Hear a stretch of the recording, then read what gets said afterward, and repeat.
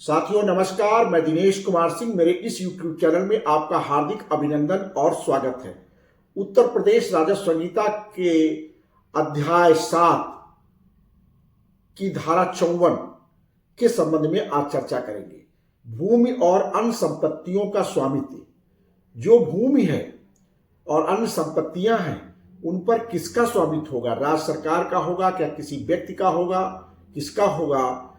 इस संबंध में यह अध्याय बनाया गया है और इसके अध्याय की धारा 54 ये कहती है कि समस्त भूमि आदि में राज्य का हक।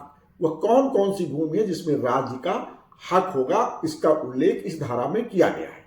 साथियों, विस्तार से चर्चा शुरू करें इससे पहले मेरा अनुरोध है कि मेरे इस चैनल को अगर आपने अब तक सब्सक्राइब ना किया हो तो सब्सक्राइब कर लें, फॉलो करते रहें और वीडियोस को शेयर करते हैं जिससे ज्यादा से ज्यादा लोगों को भूमि संबंधी इस कानून की जानकारी हो।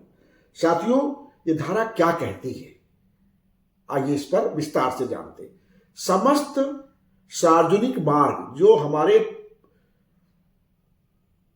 मार्ग हैं, सार्वजनिक मार्ग हैं, सारे सार्वजनिक मार्ग, समस्त गलियां, पथ, सेतु, खाइयां या उन पर या उनके अगल बगल जो तटबंध हैं और बाड़े हैं, ये सब सार्वजनिक जितने हैं ये संपत्ति राज्य सरकार की होगी।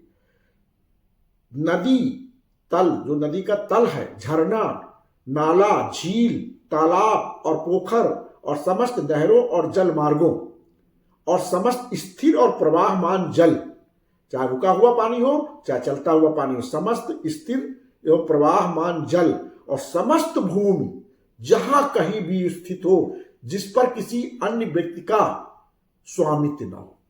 समस्त भूमि जहां कहीं भी स्थित हो जिस पर किसी अन्य व्यक्ति का स्वामित्व ना हो को, और जहां तक किन्हीं व्यक्तियों के किन्हीं अधिकारों को उनके अंतर्गत या उन पर स्थापित किए जाने का संबंध हो, उसके सिवाय और तत्समय प्रवृत्त किसी विधि में यथाशक्ति बंद किए जाने के सिवाय इतर द्वारा उनमें या उन पर या उनसे संबंधित समस्त अधिकारों सहित राज्य सरकार की संपत्ति घोषित की जाती है।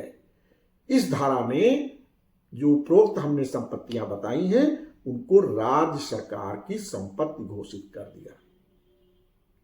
11 फरवरी 2016 को जब ये संहिता लागू हुई तब से वह संपत्तियां राज्य सरकार की संपत्ति घोषित कर दी। पहले भी कानूनों में घोषित थी, वो घोषित हुई मानी गई, लेकिन इसमें एक बात कही है, परंतु इस धारा में अंतर्विष्ट किसी बात से जो कुछ भी कहा गया जिन संपत्तियों के बारे में, किसी ऐसी संपत्ति पर इस संहिता के प्रारंभ होने के दिनांक से ठीक पहले विद्यमान किसी व्यक्ति के अधिकार प्रभावित नहीं होंगे।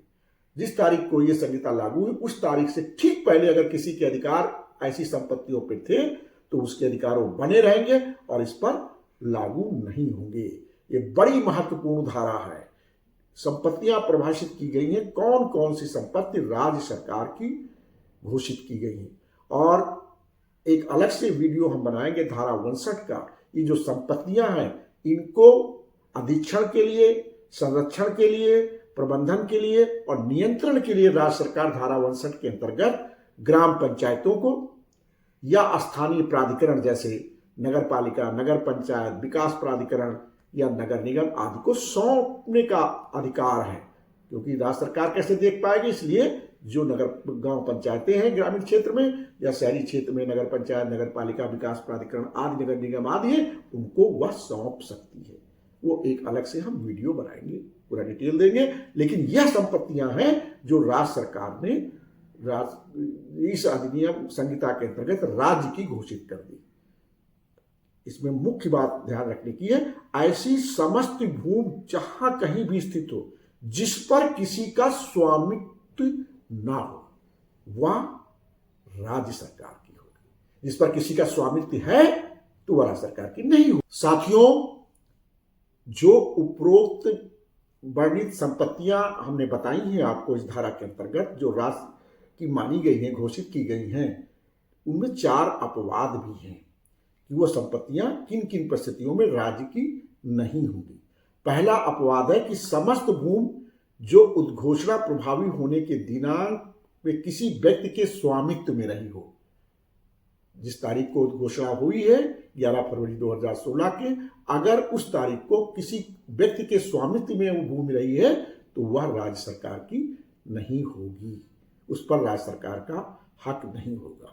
दूसरा, यदि कोई व्यक्ति उपरोक्त संपत्तियों, जो ऊपर संपत्तियां हमने वर्णित की हैं, उपरोक्त संपत्तियों के बारे में अपना कोई अधिकार साबित कर देता है, तब भी धारा 54 के अंतर्गत वह संपत्ति सरकार की नहीं मानी जाएगी।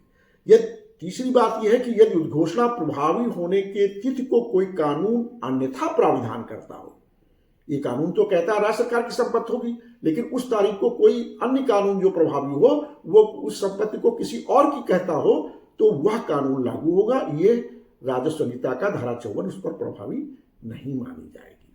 साथियों, चौथा बिंदु ये है, चौथा अपवाद ये है कि यह धारा 54 में वर्णित संपत्ति के बाबत इस संहिता के प्रभावी होने की तिथि के ठीक पहले किसी व्यक्ति का कोई अधिकार विद्यमान था।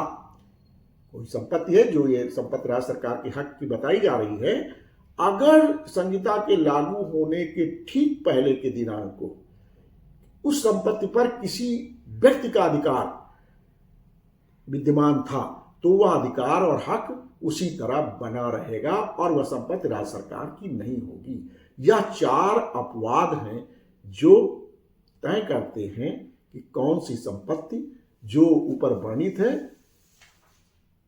वह राज्य सरकार की नहीं होगी। साथियों, इस संपत्ति के बाबत अगर कोई विवाद आ जाए, कोई कहे राज्य सरकार की नहीं है, मेरी है और इन कारणों से मेरी है, तो विवाद होगा। तो विवाद कौन तय करेगा? ये विवाद तय करने का अधिकार धारा 58 में कलेक्टर को दिया गया है। कोई विवाद आएगा तो न्यायालय जो कलेक्टर का है वो तय करेगा कि यह भूमि राज्य सरकार की है कि यह उस व्यक्ति विशेष की है। साथियों, साथ साथ ये भी है कि कलेक्टर का जो भी आदेश होगा, या तो वो व्यक्ति को स्वीकार होगा या वो क्षुब्ध होगा। अगर उस व्यक्ति को ये लगता है ये आदेश ठीक नहीं है तो उसके खिलाफ अपील करने का भी उसे अधिकार होगा और वह अपील में कमिश्नर के न्यायालय में जा सकता है, जहां ये मामला तय हो जाए। तो ये मोटी मोटी बात हमने आपको बताई है कि कौन सी संपत्ति राज्य सरकार की घोषित की गई है और वह संपत्ति किन किन अपवादों में होगी जिस पर राज्य सरकार की घोषित होने के बाद भी राज्य सरकार की नहीं होगी। अगर विवाद कोई संपत्ति के संबंध में उत्पन्न होता है तो कलेक्टर के न्यायालय में चलेगा और उस न्यायालय के आदेश के विरुद्ध कोई जाना चाहे तो उस आदेश के विरुद्ध अपील भी कमिश्नर के न्यायालय में दायर हो सकती है। जो संपत्ति राज्य सरकार की घोषित की गई है राज्य सरकार अपने पास नहीं रखेगी, बल्कि वह सौंप देती है धारा 59 के अंतर्गत गांव पंचायत को या नगर निगम, नगर पालिका, विकास प्राधिकरण, नगर पंचायतों को नगर देखभाल के लिए, अधीक्षण के लिए, संरक्षण के लिए, प्रबंधन के लिए और नियंत्रण के लिए। उसकी अलग से एक वीडियो बनाएंगे जो आप देखेंगे। बहुत बहुत धन्यवाद।